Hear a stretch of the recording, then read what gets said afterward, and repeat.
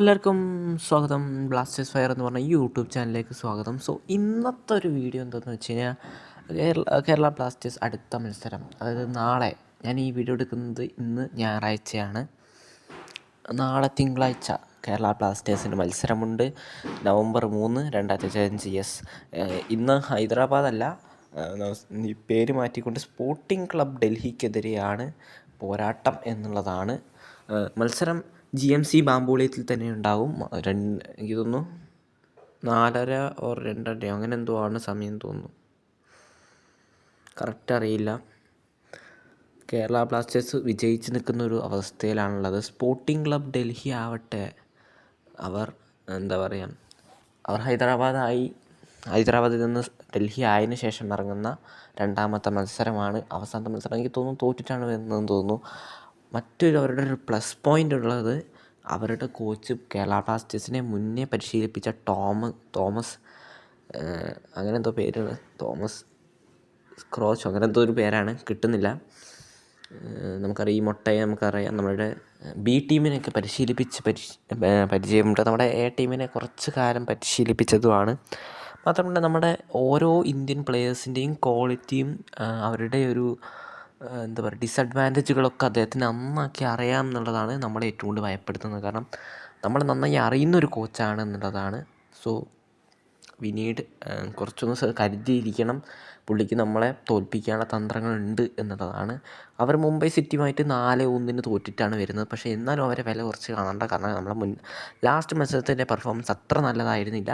നമ്മൾ ഈ മത്സരത്തിൽ വരുമ്പോൾ നന്നായിട്ട് വിജയിച്ചുകൊണ്ട് സെമി ഫൈനലിനുള്ള ഒരു ടിക്കറ്റ് അതെടുക്കണം എന്നുള്ളതാണ്. നാളെ ജയിച്ചു കഴിഞ്ഞാൽ എനിക്ക് തോന്നുന്നു മുംബൈ സിറ്റിയുമായിട്ടുള്ള മത്സരത്തിൽ നല്ല ഒരു ഗോൾ മാർജിൻ, ഇപ്പോൾ ഈ ഒരു മത്സരം നല്ലൊരു ഗോൾ മാർജിനിൽ നമ്മൾക്ക് ജയിക്കാൻ പറ്റിയാൽ പിന്നെ മുംബൈ സിറ്റിയുടെ കാര്യം നമുക്ക് നോക്കണ്ട.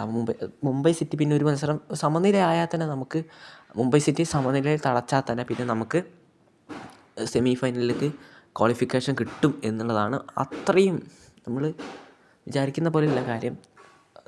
നമുക്ക് സാധ്യതകളുണ്ട്, പക്ഷേ നമ്മൾ കുറച്ചൊരു ഡിഫിക്കൽട്ട് ടൈമിലാണെന്നാണ് എനിക്ക് തോന്നുന്നത്. കാരണം നമ്മളൊന്ന് സിങ്ക് ആവാൻ കുറച്ച് സമയം എടുക്കുന്നുണ്ട്. അത് ISL വരുമ്പോഴത്തേക്ക് റെഡിയാവും. പക്ഷേ ഇപ്പം സൂപ്പർ കപ്പിൽ നമുക്ക് നല്ല അഡ്വാൻറ്റേജ് ഉണ്ട്. കാരണം ഇപ്പം നല്ലൊരു ചാൻസാണ്. ഗ്രൂപ്പിൽ ഏറ്റവും കൂടുതൽ വിദേശ കളിക്കാർ നമുക്കാണ്. പക്ഷേ നമ്മളുടെ ഒരു പ്രശ്നം ഇന്ത്യൻ പ്ലേയേഴ്സ് തീരെ പോരാ എന്നുള്ളതാണ് എൻ്റെ അഭിപ്രായത്തിൽ. കാരണം ഇന്ത്യൻ പ്ലേയേഴ്സിൻ്റെ കളി കണ്ടാൽ ശ്രദ്ധിക്കാൻ വരുന്ന രീതിയിലായിട്ടുണ്ട് എന്നുള്ളതാണ്. ഇപ്പം സന്ദീപിൻ്റെയൊക്കെ കളിയാവട്ടെ, അവിടെ അമീർ റാൺവാഡെ, എനിക്ക് തോന്നുന്നു അടുത്ത കളി അമീയെ ഇറക്കാൻ മതിയാവും. സന്ദീപിനെ ഇറക്കി ഞാൻ കോച്ചിനെ സാക്ക് ചെയ്യാൻ വേണ്ടി പറയും, ഉറപ്പാണ്. കാരണം അമീർ റാൺവാഡെ എന്ന് പറഞ്ഞാൽ നല്ലൊരു റൈറ്റ് ബാക്ക് നമുക്ക് ഇന്നുണ്ട്. കഴിഞ്ഞ കളി എന്താണെന്നറിയില്ല, അവന്മാർ കൊടുക്കുന്ന ക്രോസൊക്കെ മാനത്തോട്ടാണ് പോകുന്നത്. ഒരു ക്രോസ് പോലും മര്യാദയ്ക്ക് കൊടുക്കാനുള്ള അത് കൺവേർട്ട് ചെയ്ത് നമ്മുടെ കൊൾഡോവിയറ്റ് ഉണ്ട്. പക്ഷേ കൊൾഡോക്ക് അങ്ങനത്തെ ക്രോസുകൾ വലുതായി അറ്റംപ്റ്റ് ചെയ്യുന്നത് ഞാൻ ശ്രദ്ധിച്ചില്ല. ഒരു സ്ട്രൈക്കറിൻ്റെ ക്വാളിറ്റി ഉണ്ടോ ചോദിച്ചാലുണ്ട്, പക്ഷെ ഫിനിഷിങ് ഞാൻ അത്ര ശ്രദ്ധിച്ചതുമില്ല. ആൾ നന്നായിട്ട് കോമ്പിനേഷൻ പ്ലേ കളിക്കുന്നുണ്ട്. ഒബിയറ്റിനെ സംബന്ധിച്ചിടത്തോളം കോമ്പിനേഷൻ പ്ലേ നല്ല പൊട്ടൻഷ്യൽ ഉണ്ടെന്ന് എനിക്ക് മനസ്സിലായി. ഒരു ടച്ചപ്പ്, പക്ഷേ എവിടെയോ എന്തൊക്കെയോ ഒരു പ്രശ്നം എല്ലാവർക്കും എനിക്ക് ഫീൽ ചെയ്തു. നോറക്കും ജുവാനും മാറ്റി നിർത്തിയാൽ ജുവാൻ റോഡ്രിഗസ് ബെസ്റ്റ്. ഇതൊന്നു ലെസ്കോവിച്ചിന് പകരക്കാരൻ തന്നെ വന്നു എന്നുള്ളതാണ്. നോറ എന്നെ സംബന്ധിച്ചിടത്തോളം ഇനിയിപ്പം ഗോൾ പോസ്റ്റ് സുരക്ഷിതമാണെന്ന് തന്നെയാണ് എനിക്ക് തോന്നുന്നത്. സച്ചിൻ സുരേഷ് എന്ന് പറഞ്ഞ ആ ഒരു ഗോൾ കീപ്പറിന് പകരം നോറയെ ഇറക്കിയത് വളരെ നന്നായി. സച്ചിനാണെങ്കിൽ ഇന്നത്തെ കളി ചിലപ്പം തോറ്റേനെ. അടുത്ത കളിയും നോറ ഫെർണാണ്ടസ് തന്നെ മതിയെന്നാണ് എനിക്ക് തോന്നുന്നത്. നോറയെ തന്നെയാണ് ഇറക്കാൻ ചാൻസ് ഉള്ളൂ.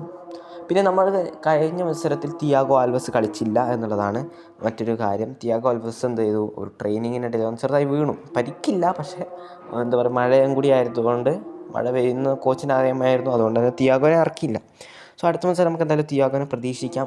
ഒരു സെക്കൻഡ് ഹാഫിലൊക്കെ ആയിരിക്കും നമുക്ക് പ്രതീക്ഷിക്കാൻ പറ്റും. നമുക്ക് എന്തായാലും നാളത്തെ മത്സരത്തിനായി വെയിറ്റ് ചെയ്യാം.